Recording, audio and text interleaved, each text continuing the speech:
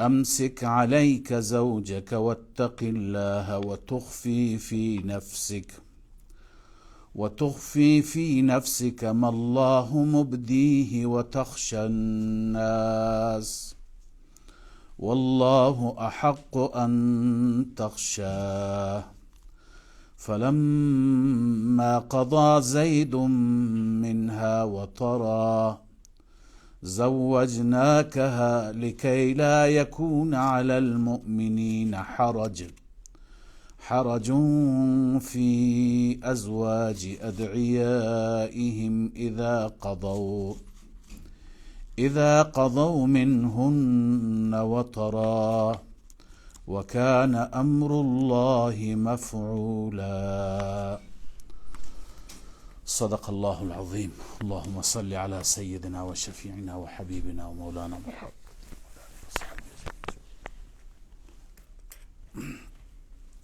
مخاطبان ارزشمند، برادران بزرگوار، خواهران محترم،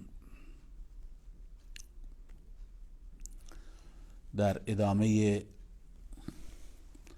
آیات مبارکه سوره مبارکه احزاب آیه 36 و 37 تلاوت گردید که در این آیات الله عزوجل به یک قضیه و به یک جریانی که در زمان حضرت رسول صلی الله علیه و سلم اتفاق افتاد به اون جریان اشاره دارند و احکامی و دستوراتی صادر فرمودند، بیان فرمودند. و نسبت به آیات گذشته مناسبت این آیات اینه که در آیات گذشته در جریان احزاب و غزوه خندق ما خواندیم که منافقین خیلی حضرت رسول صلی الله علیه و سلم را اذیت کردند، تمسخر کردند، نافرمانی و تمرد کردند و الله تعالی در اون آیات تذکراتی نسبت به منافقین بیان فرمود. در این آیات هم همینه که در این قضیه که اتفاق افتاد منافقین سر و صدا کردند، اعتراض کردند، ایراد گرفتند و پشت سر آن حضرت صلی الله علیه و سلم با هم دیگه خیلی صحبت و بگو مگو داشتند.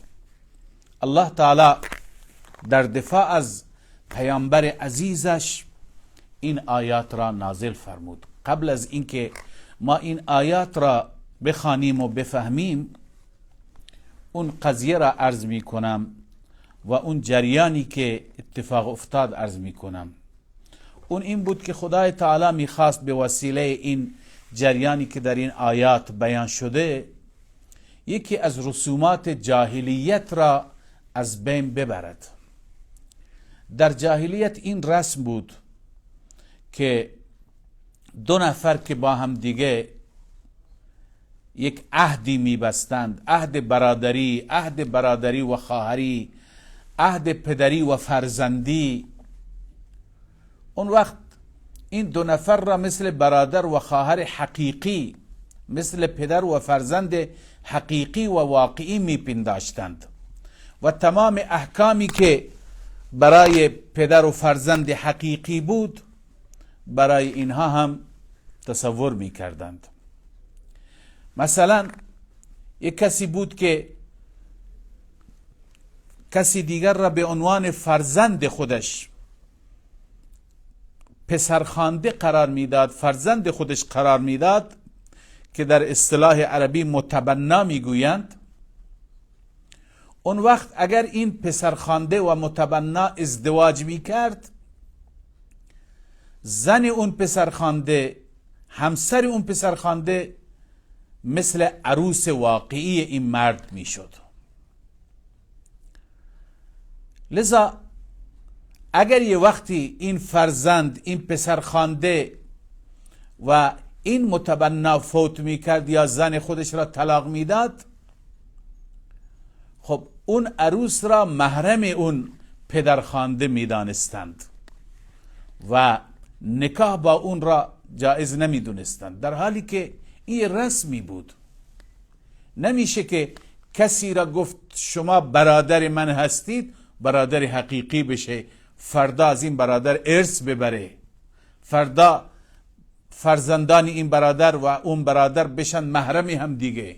یا نمیشه که کسی را گفت که تو فرزند من هستی، فرزند دینی من هستی، اون دیگه فرزند حقیقی بشه و فردا از این ارث ببره، یا این پدرخوانده از اون پسرخوانده ارث ببره. با گفتن فرزند حقیقی نمیشه. چرا؟ از نظر دینی همه برادر و خواهریم، همه با هم برادریم و خواهران با هم خواهرند، برادر و خواهر با هم برادر و خواهرند، پدر و فرزند.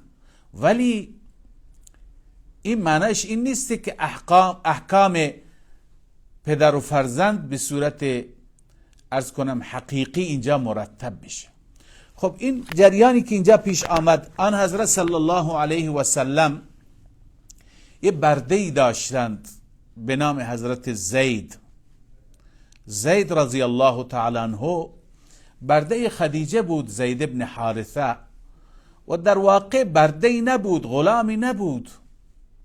در زمان جاهلیت از منطقه یمن بعضی عربها به گروگان گرفته بودند یا دزدیده بودند زید را، و پسر بچه کوچولویی بود، آوردند در بازار مکه فروختند و خدیجه رضی الله تعالی عنها حضرت زید را خریداری کرد و بعدن که با رسول الله صلی الله علیه وسلم ازدواج کرد، زید را به رسول الله بخشید و زید شد غلام رسول الله. آن حضرت صلی الله علیه وسلم زید را آزاد کرد و بعد از اینکه آزاد کرد، بر اساس اون رسوماتی که اون زمان بود، زید را گفت که تو فرزند من هستی و زید آن حضرت را پدر خودش قرار داد، لذا پدرخوانده و پسرخوانده شدند.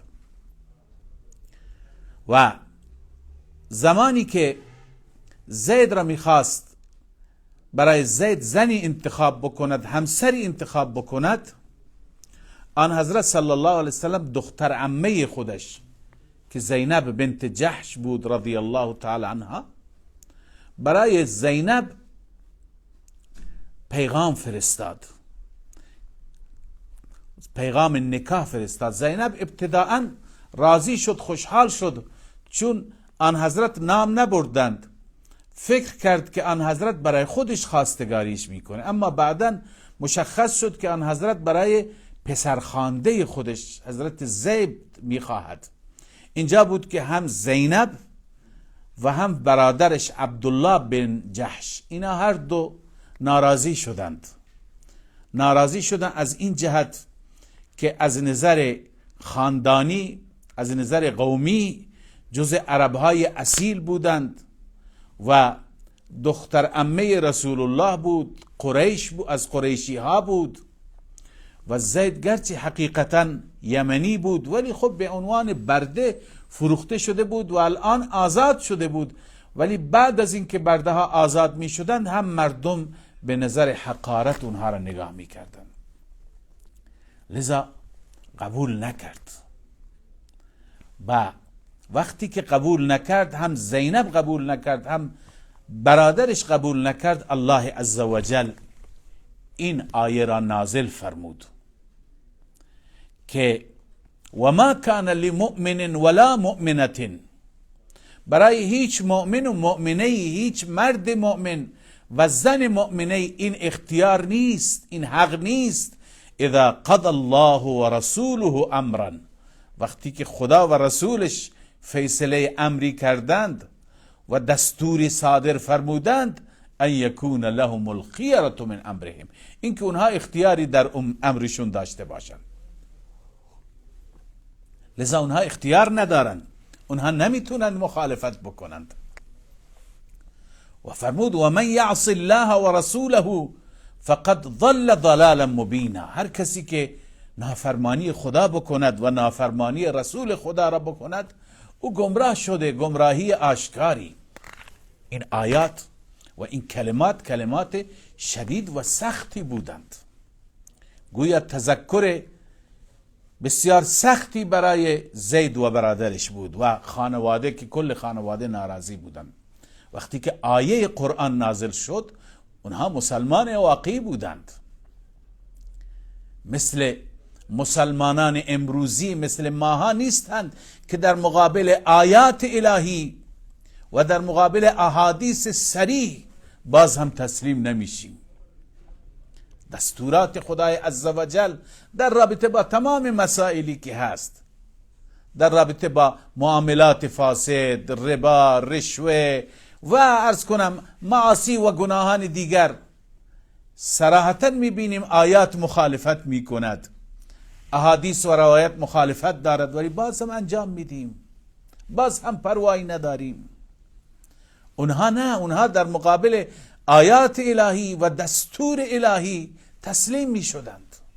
وقتی که آیه نازل شد که ما اختیاری نداریم فوراً تسلیم شدند و گفتند که هرچی که دستور خدا باشد و هرچی که حکم پروردگار باشد ما میپذیریم. بالاخره حکمتی عرض کردم در کار بود که در ادامه ما اون حکمت را بهتر میفهمیم. آن حضرت صلی الله علیه و سلم زینب را به عقد زید در آورد و بعد از اینکه زید رضی الله تعالی عنه ازدواج کرد، مقداری بین اینها عرض کنم که ناهماهنگی بود و با همدیگه سازگاری نداشتن، ناسازگاری بود. حضرت زید کسی دیگر را نداشت به غیر از رسول الله صلی الله علیه و سلم و می آمد با رسول الله درد دل می کرد و می گفت که ما با هم دیگه نمی سازیم، نمیتونیم ادامه بدیم. آن حضرت سخت ناراحت می شد و برای حضرت بسیار سنگین بود این صحبت ها و هی زید را تلقین به صبر می کرد و می گفت که شما فکر بکنید که اینها ناراضی بودند، اینها اصلا به این وصلت رضایت نداشتند، اما به خاطر الله و به خاطر رسول خدا تن به این وصلت دادن، راضی شدند. حالا تو به خاطر این مسائل پیش پا افتاده میخوای طلاق بدی؟ نکن این کار را، زنت را نگه دار، با زنت بالاخره سعی کن که توافق داشته باشی، سعی کن که کنار بیایی. هی پیغمبر تشویق میکرد، ولی روز به روز زید احساس میکرد که بین ما هیچ نوع تناسبی نیست، ناسازگاری بیشتر هست. روز به روز زید فاصله میگرفت، بیشتر دلش دور میشد، تا اینکه یک روزی ناگهان طلاقش داد. بعد از اینکه طلاق داد برای آن حضرت صلی الله علیه وسلم بسیار سنگین بود، به دلیل اینکه بقیه عرب ها چی خواهند گفت؟ که این زن شریفی بود، دختر عمه رسول الله بود، از قریشی ها بود، دارای نسب عالی بود، اما چه اشکالی داشت که حتی برده‌ای نتوانست او را نگه دارد و او را طلاق داد؟ چه اشکالی داشت؟ چه عیبی داشت؟ لذا اینجا بود که این مسئله برای آن حضرت صلی الله علیه وسلم بسیار سنگین شد و جلوی خانواده حضرت زینب که اونها را رسول الله وادار کرد که زید را قبول بکنند، هم آن حضرت نمیدونست چی بگه و هی به این فکر بود و تنها چیزی که اونها را تسلی میداد، تسکین میداد، آرامش میداد، این بود که خود آن حضرت صلی الله علیه وسلم عقدش بکنه. اما این برای آن حضرت سنگین‌تر بود. اون وقت دهان عرب ها را کی میبنده؟ اون وقت اون چه که عرب ها میگویند که با همسر فرزند خودش، پسر خوانده بود دیگه، با اون گرچه خدای عزوجل دستور داده بود که اون فرزند حقیقی نیست، ولی خب این رسم هنوز نشکسته بود، هنوز پابرجا بود که جواب اونها را بده، اونها چی خواهند گفت؟ لذا آن حضرت صلی الله علیه وسلم این دغدغه را داشت و هی پریشان بود چیکار بکند و زینب رضی الله عنها در عده بود. به محض اینکه عده تمام شد الله عزوجل دستور داد که ای پیامبر من خودت عقد کن. لذا این دستور پروردگار بود. رسول الله صلی الله علیه وسلم چاره ای نداشت، نه اینکه خودت عقد کن. الله عزوجل فرمود که ما به عقد شما در آوردیم، زوجناکها، یعنی گویا نکاحش در آسمان ها بسته شده. خدا فیصله فرموده، خداوند عزوجل دستور فرموده که زینب زن رسول الله بشه. و بعدا پروردگار فرمود خیلی چیزهایی که در دل داشتی، از حرف دهان مردم میترسیدی، از مردم احساس خطر داشتی، الله تعالی همه اونها را ظاهر میکنه، آشکار میکنه. و شما از حرف مردم نترسید، پروا داشته نباشید، در مسیر حق باشید. هرچی مردم بگویند از خدا بترسید، از خداوند پروا داشته باشید. لذا وقتی که این دستور صادر شد، آن حضرت صلی الله علیه و سلم عقد کردند و آن حضرت پذیرفتند. دستور پروردگار بود.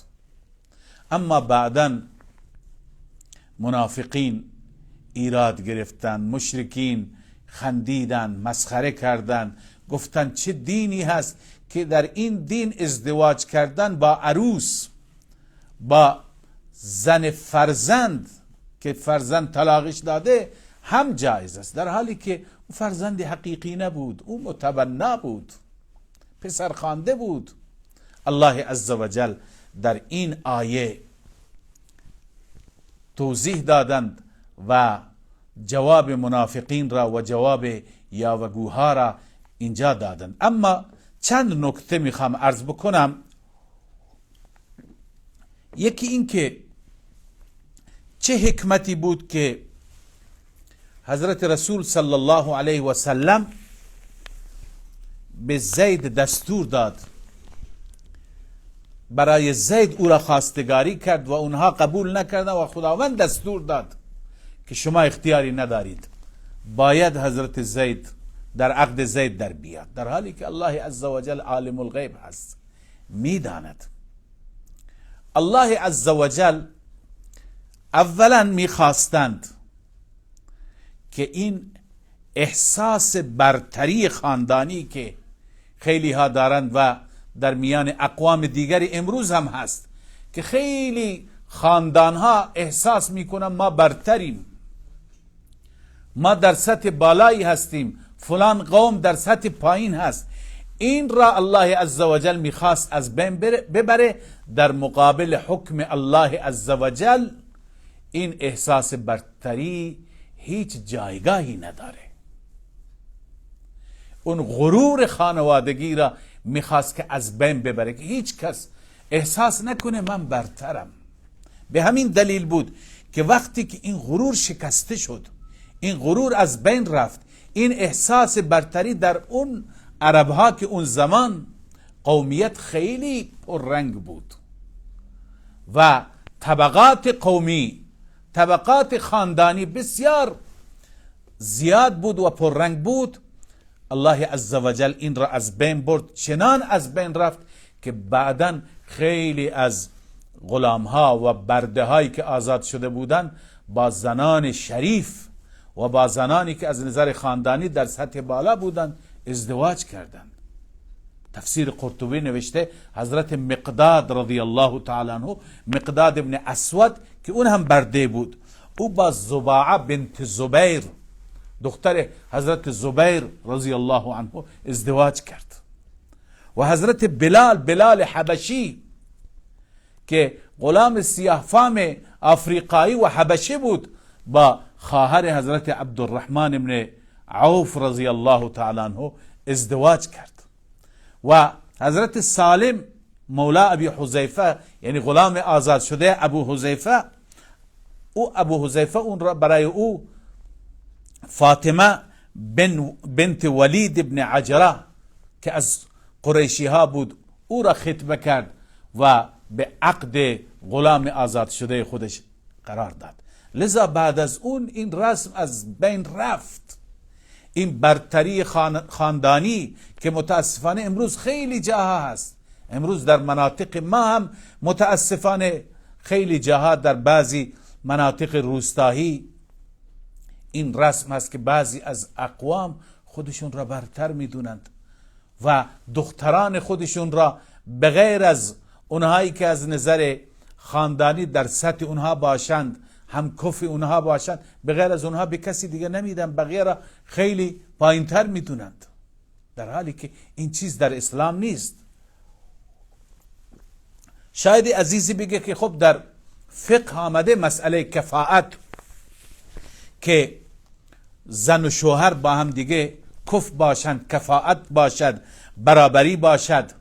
اون کفاءت در واقع به دلیل برتری نیست، به دلیل این نیست که زن بالاتره یا مرد بالاتره. الله عز و جل می فرماید انا جعلنا یا ایها الناس انا جعلناکم شعوبا و قبائل لتعارفوا ان اکرمکم عند الله اتقاکم. برتر با تقواتر هست. اون کفاءتی که در فقه آمده به خاطر لحاظ یه سری مناسبت ها که زن و شوهر با هم سازگاری داشته باشند، مناسبت داشته باشند، مثلا روحیات، اخلاقیات، فرهنگ، تمدن، اینا تفاوت هایی داشته نباشند، اخلاقیات، عادات، که این تفاوت عادات، تفاوت روحیات، تفاوت عرض کنم فرهنگ باعث جدایی بشه. لذا گفتن که این تفاوت ها مثلا تفاوت از نظر مالی، تفاوت از نظر حسبی، تفاوت از نظر شغلی نباشد زیاد. نه اینکه حتما اون برتر این غیر برتره، نه خیر. در اسلام برتری و غیر برتری نداریم. در اسلام بلال حبشی از ابو جهل که سردار قریش هست به مراتب برتر و بهتر هست، بالاتر هست. از ابو لهب برتر هست که عموی رسول الله هست. در اسلام برتری بر اساس دینه، بر اساس ایمانه، بر اساس تقوا و خدا ترسی است. لذا این کفایت به خاطر مناسبت و لحاظ مناسبت ها بین زن و مرد هست، لحاظ روحیات بین زن و مرد هست تا با هم دیگه سازگار باشند، با هم دیگه اختلاف داشته نباش. نه اینکه یکی بهتر است و یکی بهتر نیست، بهتری پیش خدا است. بنابراین وقتی که دستور خدای عزوجل آمد، اصلش برای این هدف بود. و دوم این که خداوند تعالی میخواست که این اتفاق بیفته، این قضیه اتفاق بیفته بعد از این که زینب طلاق داد، به پیغمبرش دستور بده که عقدش بکنه تا برای بقیه راه باز بشه. اینجاست که الله عزوجل میفرماید و اذ تقول للذی انعم الله علیه و انعمت علیه، زمانی که تو میگفتی ای پیامبر من به اون شخصی که خدا هم بر اون لطف و انعام فرموده و تو هم بر اون انعام فرمودی، یعنی حضرت زید خداوند بر اون لطف کرد، او را ایمان نصیب فرمود، اون را فرزند پیغمبر خودش قرار داد و انعمت علیه، تو هم بر اون لطف و انعام زیاد داشته. به او چی میگفتی؟ امسک علیک زوجک، همسرت را نگه دار، واتق الله، از خدا بترس، از خدا بترس.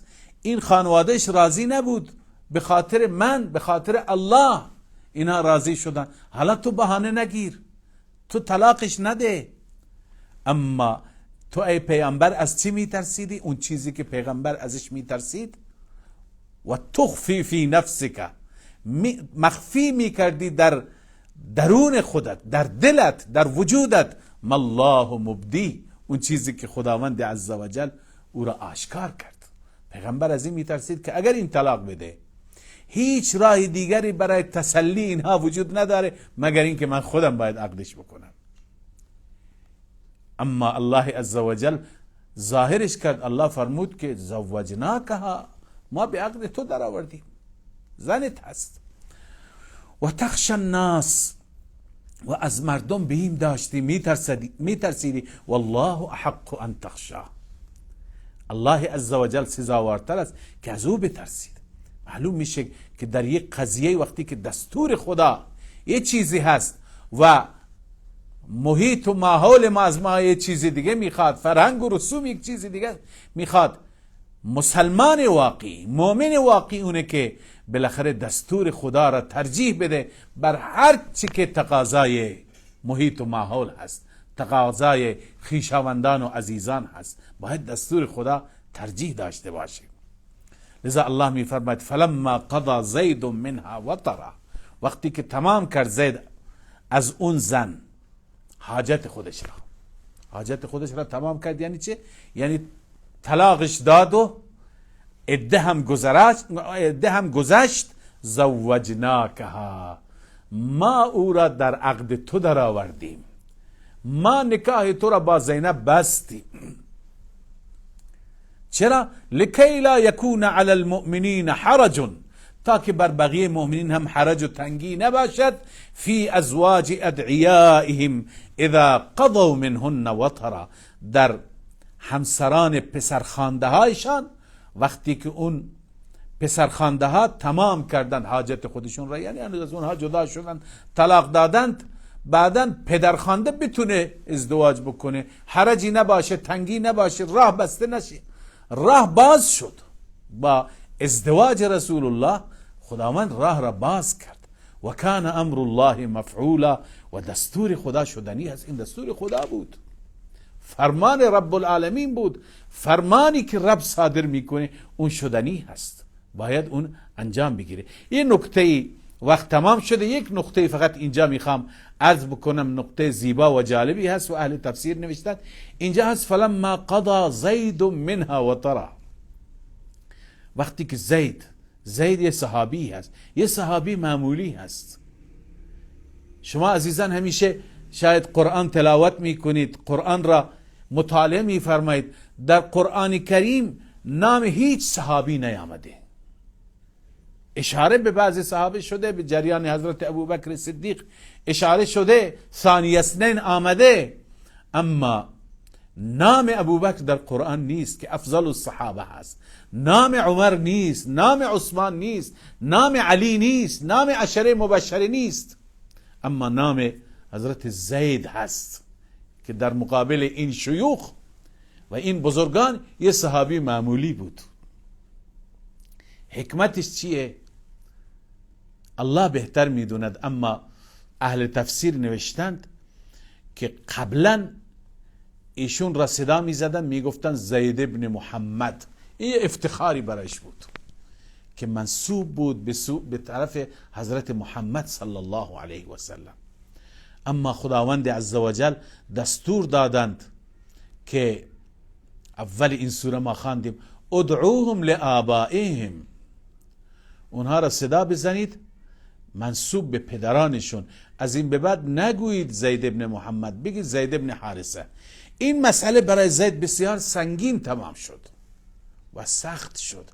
الله عزوجل اون اینجا جبران فرمودند، گویا مرهمی بر دل شکسته اش گذاشتند که اگر از این به بعد اسم محمد صلی الله علیه و سلم به عنوان پدر از اسم شما برداشته شد، اما اسم شما در قرآن نوشته شد که کسی اگر زید را به نیت بخشی از آیه قرآن تلفظ می کند بهش اجر می رسد، بهش ثواب می رسد. لذا این فضیلت را الله عزوجل به حضرت زید عنایت فرمود. خلاصه اینه که خلاصه این آیه، قبل از این آیه ما در هفته گذشته خواندیم ان المسلمین والمسلمات والمؤمنین والمؤمنات، 10 تا صفت خواندیم. خلاصه اون صفات این بود که مؤمن واقعی چه مرد چه زن آن هست که فرمانبر پیغمبر باشد، اطاعت کننده رسول الله باشد.